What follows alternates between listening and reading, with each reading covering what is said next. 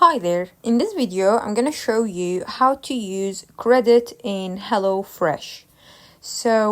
Firstly, it is important to understand that HelloFresh credits are a fantastic way to save on your meal plans and also deliveries.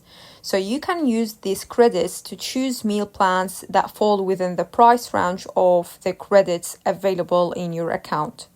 So the process is actually super easy. These credits will be automatically applied to your delivery charges, making your meals even more cost effective. So to begin with using the credit, log into your HelloFresh account and keep an eye out for the credit feature. This is where you can check how much credit you currently have available. It is a handy tool to help you manage your budget and plan your meals.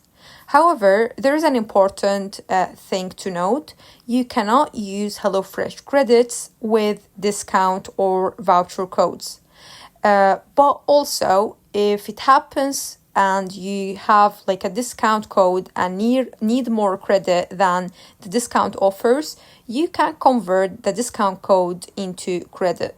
So here's how you can do it. Simply remove the discount code from your account and it will be converted into credit that you can then use for your meal plans.